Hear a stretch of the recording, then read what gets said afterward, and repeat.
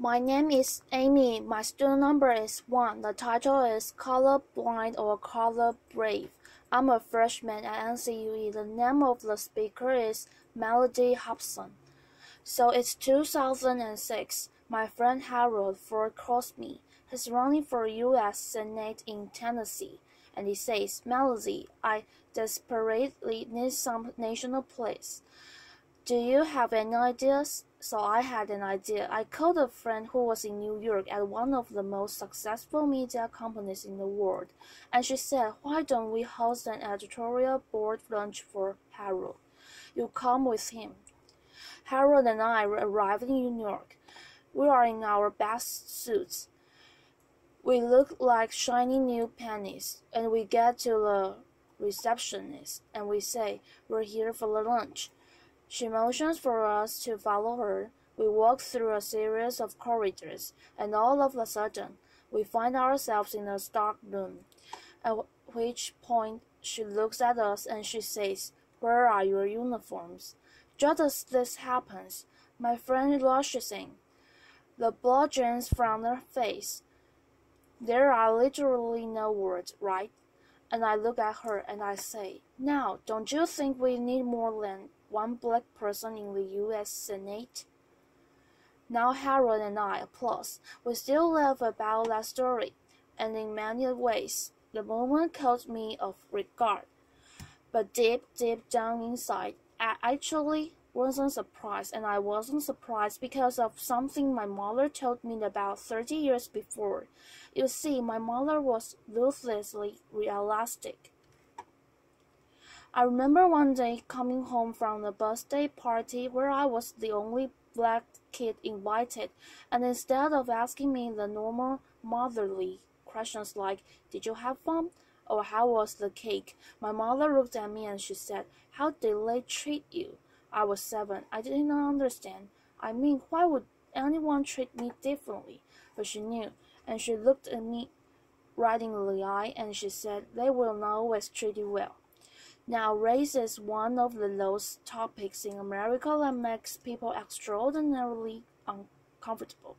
You bring it up at a dinner party or in the workplace environment. It is literally the conversational equivalent of touching the third rail. There is shock, followed by a long silence. And even coming here today, I told some friends and colleagues that I plan to talk about race, and they warned me.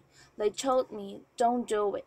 There'd be huge risks in me talking about this topic, that people might think I'm a militant black woman and I would ruin my career. And I have to tell you, I actually for a moment was a bit afraid.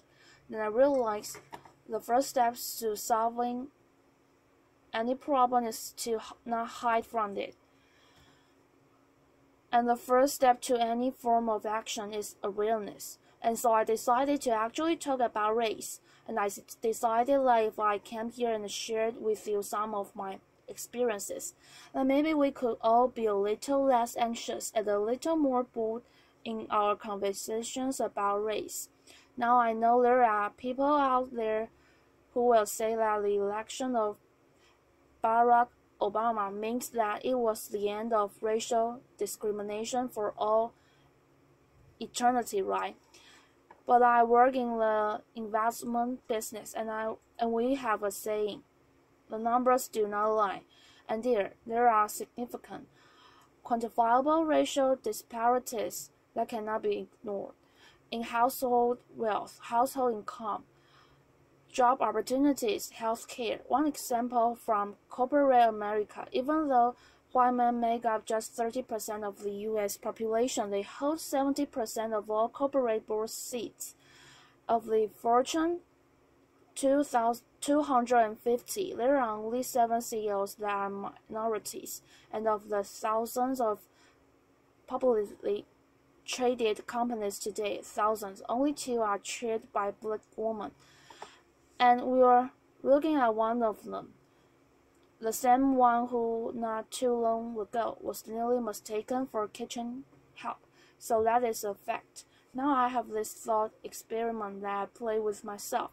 When I say imagine if I walked you into a room and it was of a major corporation like ExxonMobil, and every single person around the boardroom were black, you would think that were weird. But if I walked into a Fortune 500 company and everyone around the table is a white male, when will it be that we think that's weird too? And I know how we got there. Applause. I know how we got there, There was institutionalized, at one time legalized, discrimination in our country. There's no question about it. But still, as I grapple with this issue, my mother's question hangs in the air for me. How did they treat you? Now, I do not raise this issue to complain or in any way to elicit any kind of sympathy. I have succeeded in my life beyond my wildest expectations, and I have been treated well by people of all races more often than I have not. I tell the uniform story because it happened.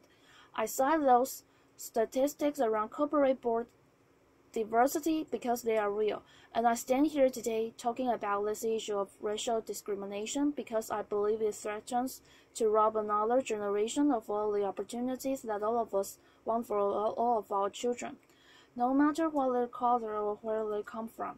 And I think it also threatens to hold back businesses.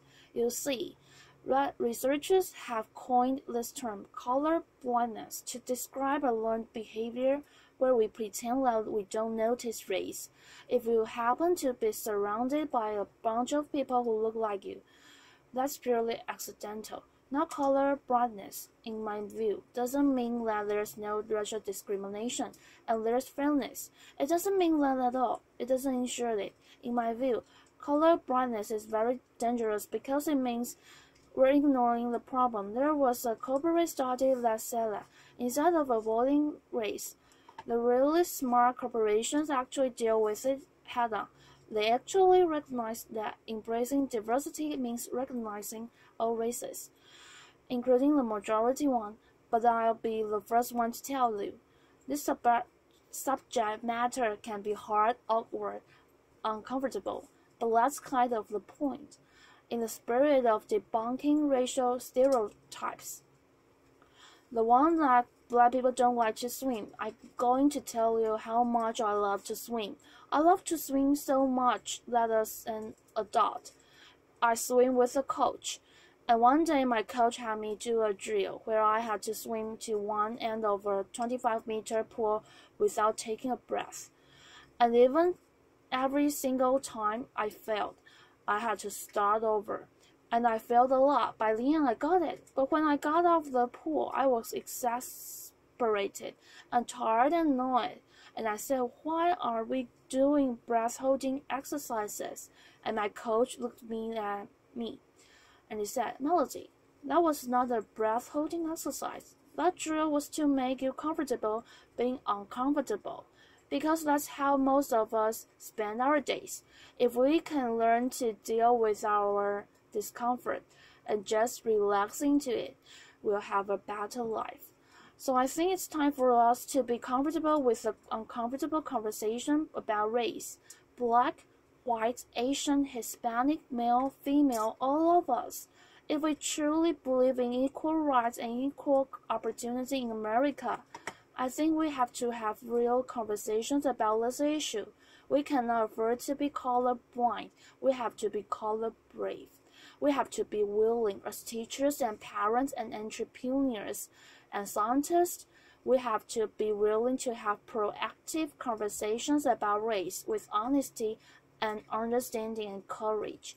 Not because it's the right thing to do, but because it's the smart thing to do. Because our businesses and our products and our science and our research, all of that will be better with great diversity. Now my favorite example of color bravery is a guy named John Skipper. He runs ESPN. He is a North Carolina native, quintessential Southern gentleman, white. He joined ESPN, which already had a culture of inclusion and diversity, but he took it up a notch. He demanded that every position have a diverse slate of candidates. Now he says the senior people in the beginning bristled, and they would come to him and say, "Do you want me to hire the minority, or do you want me to hire the best person for the job?" And Skipper says his answers are always the same: yes, and by saying yes to diversity. I honestly believe that ESPN is the most valuable cable franchise in the world. I think that's a part of the secret sauce. Now I can tell you, in my own industry, at area investment, we actually view our diversity as a competitive advantage, and that advantage can extend way beyond business. There's a guy named Scott Page at the University of Michigan. He is the first person to develop a mathematical calculation for diversity. He says if you are trying to solve a really hard problem, that you should have a diverse group of people, including those with diverse intellect. The example that I give is the smallpox epidemic. When it was ravaging Europe, they brought together all these scientists, and they were stumped. And the beginnings of the cure to the disease came from the most unlikely source: a dairy farmer who noticed that the milkmaids were not getting smallpox, and the smallpox vaccination is bovine-based because of that dairy farmer. Now I'm sure you are sitting here and you are saying, "I don't run a cable company. I don't run an investment firm. I am not a dairy farmer. What can I do?" And I'm telling you, you can be color brave.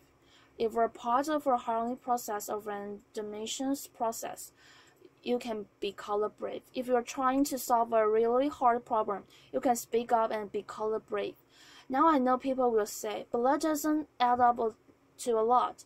But I'm actually asking you to do something really simple. Observe your environment at work, at school, at home. I'm asking you to look at the people around you purposefully and intentionally. Invite people into your life who don't look like you, don't think like you, don't act like you, don't come from where you come from. And you might find that they will challenge your assumptions and make you grow as a person. You might get powerful new insights from these individuals. Or like my husband, who happens to be white, you might learn that black people, men, women, children, we use body lotion every single day. Now I also think that this is very important, so that the next generation really understands that this progress will happen. Because they're expecting us to be great role models. Now I told you, my mother, she was ruthlessly realistic. She was an unbelievable role model. She was the kind of person who got to be the way she was because she was a single mom with 6 kids in Chicago. She was in the real estate business, where she worked extraordinarily hard, but oftentimes had a hard time making ends meet. And that means sometimes we got our phone disconnected and our lights turned off, or we got evicted.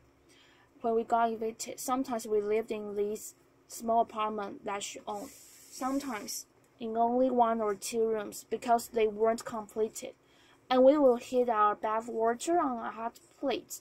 But she never gave up hope, ever, and she never allowed us to give up hope either. This brutal pragmatism that she had, I was 4 and she told me, "Mommy is Santa."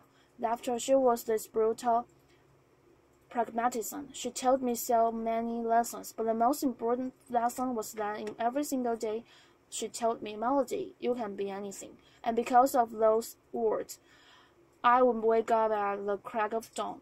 And because of those words, I would love school more than anything. And because of those words, when I was on the bus going to school, I dreamed the biggest dreams. And it's because of those words that I stand here right now full of passion, asking you to be brave for the kids who are dreaming those dreams today. Applause. You see, I want them to look at a CEO on television and say, "I can be like her," or "he looks like me." And I want them to know that anything is possible, that they can achieve the highest level that they ever imagined, that they will be welcome in any corporate boardroom, or they can lead any company. You can see this idea of being the land of the free and the home of brave. It's woven into the fabric of America. America, when we have a challenge, we take it head on. We don't shrink and away from it. We take a stand. We show courage. So right now, what I'm asking you to do, I'm asking you to show courage. I'm asking you to be bold. As business leaders, I'm asking you to leave anything on the table. As citizens, I'm asking you not to leave any child behind. I'm asking you not to be colorblind, but to be color brave. So that every child knows that their future matters and their dreams are possible. Thank you. Applause. Thank you. Thanks. Applause.